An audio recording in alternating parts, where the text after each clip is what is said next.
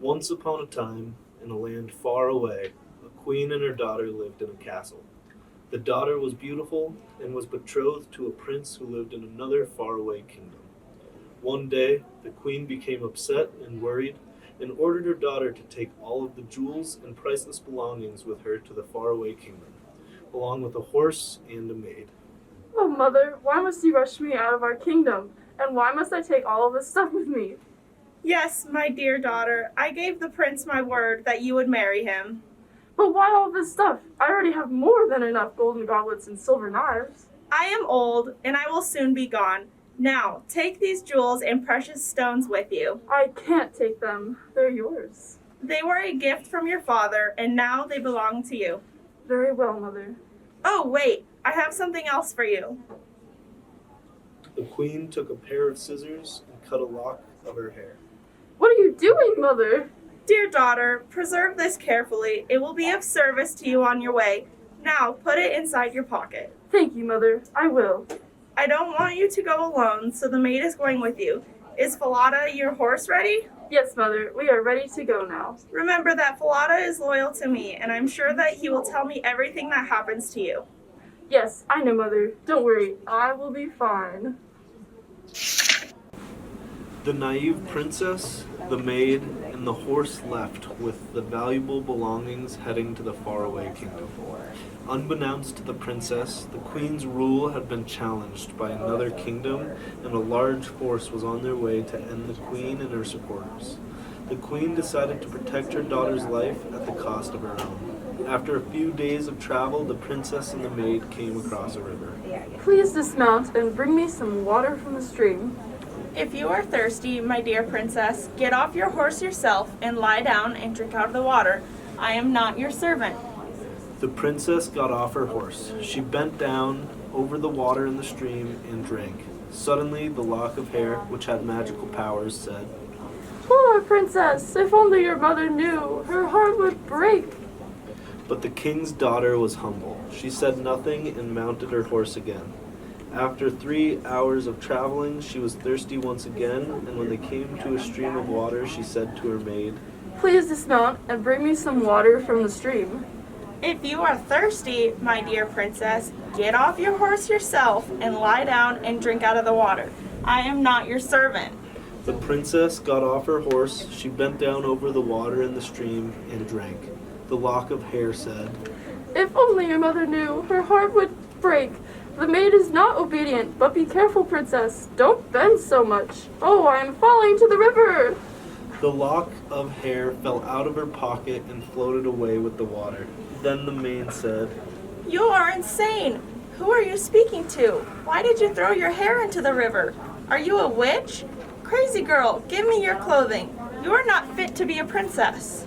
The princess obliged and traded clothing with the maid. If you tell anyone about this, I will have you dunked into the moat till death for being a witch. The maid commandeered the prince's horse, Falada, and the 3 travelers to stay far away from the kingdom. The 3 traveled and finally reached the gate to the kingdom. There, they were greeted by the king and the prince. Welcome to my palace, dear princess. I am so happy to be here. Who is this girl? She is my maid. She is my companion, but I don't like her. I was wondering, Prince, if you have some work for her. Well, I don't have any work for her, but I have a little boy named Conrad who takes care of the geese. She may help him. Oh, and Prince, I need another favor. Please, get rid of the horse on which I rode here. Why? It seems like a nice horse. But it isn't. I almost died on the road because of him. The maid knows that Falada, the horse, can speak, and it might tell how she behaved with the real princess. I have to tell my father about this. I will let you know about his decision. Thank you.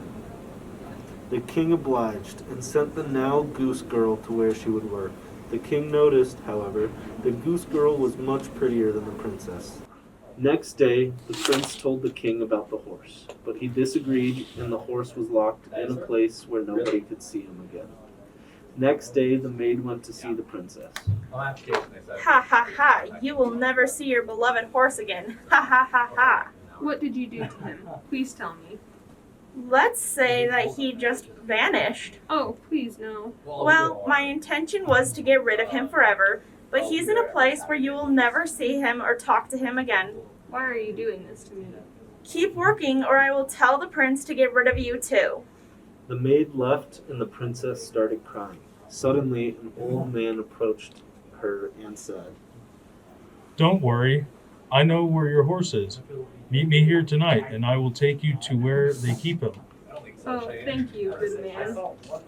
I'll meet you here at midnight. Don't be late. I will. Goodbye. Goodbye, and thank you once again. But Conrad was hiding behind a bush and listened to the whole conversation. And he thought, This sounds interesting. I will also be here, and maybe, just maybe, the king will know about this too. That night, the old man took the princess to see the horse. Conrad was hiding behind them. Here we are. Now you have to be careful. I will. I have to go now. The old man left, and the princess went inside the place where her horse was. Conrad followed her. As soon as she saw the horse, she said, Oh, poor Falada, what have they done to you? My poor princess, you are also suffering. If only your mother knew, her heart would break. Conrad was astonished when he saw that the horse could speak. Oh my, am I crazy? The horse can talk. I must tell the king. But will he believe me? I don't know. I have to think about it. While Conrad was thinking about this, the princess left. Next morning, everything was normal as usual. Good morning, Conrad. Good morning. Did you sleep well? Yes, I did. What about you? Well, I had a nightmare, but I hope it doesn't happen again. While they were talking, the princess started combing her hair, which was like pure gold. Conrad wanted to pluck out a few hairs. Then she said, Conrad, stop bothering me. Leave my hair alone. But your hair is blonde. Do you want me to braid your hair? No, stop it, Conrad. But I want some of your hair. Leave me alone. Blow, blow, gentle wind, I say. Blow Conrad's little hat away, and make him chase it here and there until I have braided all my hair. and there came such a violent wind that it blew Conrad's hat far across country. He was forced to run after it. Ha ha ha, so funny. When he came back, she had finished combing her hair. Conrad, don't be angry at me, please. It's enough. I'm leaving. Conrad, don't go. Conrad left and went straight to see the king. Your Majesty, I don't want to be near that girl again. I am scared. She's just an innocent girl. How can a big man like you be afraid of her? No, Your Majesty, I think she is a witch. A very bad witch. A witch? You should have told me that in the first place. Come on, tell me everything. Well, see, Your Majesty, the other day Conrad told the king everything he knew about the princess and her horse, about the way the wind blew his hat. Go home now, Conrad. I will take care of everything. Thank you, Your Majesty. After speaking with Conrad, the king kills Falada to prevent the princess from contacting him. Little did he know, the princess bribed the old man to mount the head of Falada to a gate she passed through every day. The next day, the king hid near the place where Falada was, and he waited until the princess came to see the horse. Good morning, my dear Falada. Good morning, my dear princess. If only your mother knew, her heart would break. The king heard the conversation, but he also saw how Conrad bothered the princess and how the wind blew his hat. Then, without being seen, he went away. Next day, he asked to talk to the princess. Do you want to talk to me? Yes, please tell me, is there something bothering you? I mean, I've been watching you, and I know that there is something wrong. You can trust me. O king, I cannot tell you, and if I do, I will surely perish. Well, you surely won't perish if you speak to the stove. The Goose Girl went to the kitchen and spoke to the stove. Listening on the other side of the kitchen wall was the king. The king was unsurprised by the Goose Girl's story and devised a plan to expose the maid. One evening, the king and his son, soon-to-be prince, had dinner. How have you both been? We've been wonderful, Father. Thank you for asking. Yes, agreed. Your kingdom is very nice. Why, thank you, Princess.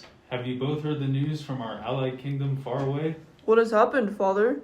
The supposed princess and prince happen to not be of royalty, and both are planned to be executed.